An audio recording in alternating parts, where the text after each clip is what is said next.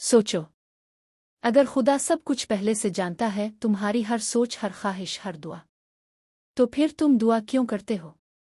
क्या तुम्हारी दुआ का कोई मतलब भी है या सब कुछ पहले ही तय हो चुका है? अगर तुम जो मांगने वाले हो वो पहले ही लिखा जा चुका है, तो फिर हाथ उठाना क्या सिर्फ एक रस्मी अमल है? ये वो सवाल है जो हर इंसान के दिल में कभी ना कभी जरूर आता है, लेकिन अक्सर लोग इस पर ज्यादा गौर नहीं करते क्योंकि इसका जवाब आसान नहीं होता। आज हम इसी सवाल की गहराई में जाएंगे और समझने की कोशिश करेंगे कि दुआ की असल हकीकत क्या है। सबसे पहले एक बुनियादी बात समझना जरूरी है कि हम सब ये मानते हैं कि अल्लाह सब कुछ जानता है। माजी, हाल और मुस्तकबिल सब कुछ उसके इल्म में है। यही वो मकाम है जहां इंसान उलझन का शिकार हो जाता है कि अगर अल्लाह को पहले ही मालूम है कि हम क्या मांगेंगे और ये भी मालूम है कि हमें वो चीज़ मिलेगी या नहीं, तो फिर दुआ का मकसद क्या रह जाता है? क्या दुआ सिर्फ एक रस्म है या सिर्फ दिल को तसल्ली देने का जरिया है? फिर उसके पीछे कोई ऐसी हिकमत है जो हमारी समझ से बाहर है? यहाँ एक बहुत अहम गलतफहमी को दूर करना जरूरी है कि दुआ सिर्फ मांगने का नाम नहीं है, बल्कि दुआ एक ताल्लुक है। जैसे एक बच्चा अपने बाप से बात करता है, बाप को पहले से मालूम होता है कि इसका बच्चा क्या चाहता है, लेकिन फिर भी वो चाहता है कि बच्चा इससे बात करे, इस पर एतमाद करे और अपने दिल की बात इसके सामने रखे। इसी तरह अल्लाह भी चाहता है कि बंदा इससे बात करे। दुआ अल्लाह को बताने के लिए नहीं होती, बल्कि बंदे को अल्लाह के करीब करने के लिए होती है। अब यहाँ एक बहुत गहरी बात समझने की ज़रूरत है। अगर अल्लाह सब कुछ जानता है तो ये भी जानता है कि तुम दुआ करोगे या नहीं, यानी तुम्हारी दुआ भी उसके इल्म में पहले से मौजूद है। यहाँ से एक अहम हकीकत सामने आती है कि कुछ चीज़ें सिर्फ दुआ के ज़रिए ही मिलती है। अगर बंदा दुआ ना करे तो वो चीज़ इसे नहीं मिलती। तो क्या दुआ तकदीर को बदल देती है? जवाब है हाँ भी और नहीं भी, क्योंकि अल्लाह ने तकदीर में ये भी लिख रखा होता है कि कौन बंदा दुआ करेगा और किसकी दुआ कबूल होगी। तकदीर को समझने के लिए एक मिसाल लो। फर्ज करो तुम एक खेल खेल रहे हो और इस खेल का बनाने वाला हर चीज़ से वाकिफ है, इसे मालूम है कि तुम क्या फैसला करोगे और क्या नतीजा निकलेगा।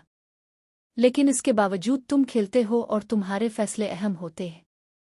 इसी तरह अल्लाह को सब कुछ मालूम है, लेकिन इसने इंसान को इख्तियार दिया है, और दुआ इसी इख्तियार का एक अहम हिस्सा है। इंसान को सबसे ज्यादा तकलीफ इस वक्त होती है जब वो दिल से दुआ करता है लेकिन वो पूरी नहीं होती। इस वक्त इंसान सोचता है कि मैंने इतनी दुआ की फिर भी क्यों कबूल नहीं हुई। यहाँ एक बड़ी हकीकत यह है कि हर दुआ कबूल होती है, लेकिन 3 तरीकों से। तो वो चीज़ वैसे ही मिल जाती है जैसे मांगी गई हो, या इससे बेहतर चीज़ दे दी जाती है, या फिर किसी आने वाली मुसीबत को टाल दिया जाता है। लेकिन इंसान सिर्फ एक सूरत को देखता है और बाकी को नज़रअंदाज कर देता है। कभी कभी इंसान जो मांग रहा होता है वो इसके लिए बेहतर नहीं होता, लेकिन इसे इस बात का इल्म नहीं होता। अल्लाह जो सब कुछ जानता है वो इसे इस चीज़ से बचा लेता है। अगर हर दुआ फौरन कबूल हो जाए तो मुमकिन है इंसान अपने लिए नुकसान मांग ले। इसलिए बाज़ औक़ात दुआ का पूरा ना होना भी दरअसल इंसान के हक़ में बेहतर होता है। दुआ सिर्फ चीज़ें हासिल करने का ज़रिया नहीं है, बल्कि दुआ इंसान को बदल देती है। दुआ इंसान को सब्र सिखाती है, अल्लाह पर भरोसा करना सिखाती है और इसे अंदर से मजबूत बनाती है।